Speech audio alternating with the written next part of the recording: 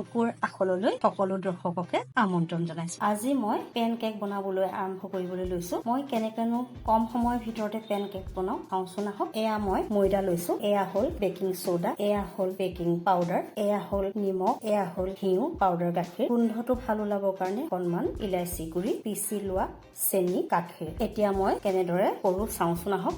এটা বাতি লৈ ললো, তাত মই হেতাৰে এয়া 3 হেতা ময়দা লৈ ললো, তাত মই অকমান টেষ্টৰ কাৰণে নিমখ দিলো, তাৰ পিছত বেকিং সোডা দি দিছো।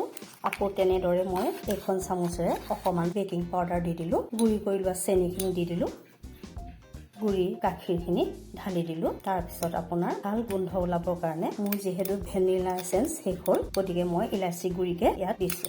ইয়াৰ পিছত অলপ ঘিউ, তেতিয়া ঘিউ দিলে আপোনাৰ পেনকেকটো কোমল আৰু সফ্ট হয়। এনেধৰণে বস্তুখিনি মিলাই ললো। ইয়াৰ ওপৰত আপুনি অকণমান মৌ দিব পাৰে। যিহেতু মই ডাঙৰ বটলৰ পৰা মৌ ইয়ালৈ ভৰাই থৈছিলো, গতিকে মই এই সৰু বটলটোৰ সৈতে মৌ অকণমান দি দিছো। ভালদৰে এইখিনি মিলাই ললো। তাৰপিছত ইয়াত অলপ অলপকৈ গাখীৰে ঢালি দিম। একেবাৰতে গাখীৰখিনি ঢালি দিয়া নাই, মই যিমানটো পৰিমাণৰ গাখীৰ লৈছো তাতোতকৈ যদি বেছি গাখীৰ লাগে আকৌ অকণমান দিব পাৰি। বাটাৰটো অকণ ডাঠ হৈছে, গতিকে মই ইয়াত আৰু অকণমান এয়া গাখীৰ দি দিছো, অকণমান আৰু নিমখ দি দিছো। ৰেডি হৈ গ'ল এয়া। এতিয়া মই পেনকেক বনাবলৈ গেছত এখন নন ষ্টিক কেৰাহী ইউজ কৰিম। এতিয়া মই গেছ জ্বলাইছো, পেনখন গৰম হ'বলৈ দিছো। তাত মই অকণমান ৰিফাইন তেল দি দিছো, টিচু পেপাৰ দি মই এখন ভালকৈ মোহাৰি দিছো বেটাৰটো। ইতিমধ্যে পেনখন গৰম হৈছে, গতিকে মই ইয়াত দি দিছো, এনেকৈ মাজতে দিছো।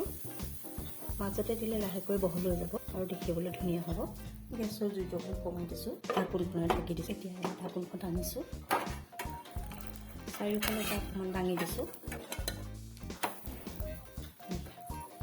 কাষতে আৰু এটা দি দিছো। যিহেতু পেনখন অকণমান ডাঙৰ, আৰু এটা দি দিছো। প্ৰথমতে বনোৱাটো হৈ গ'ল আৰু এনেকৈ ছাইডত আৰু এটা দি দিলো, এতিয়া ঢাকি দিছো।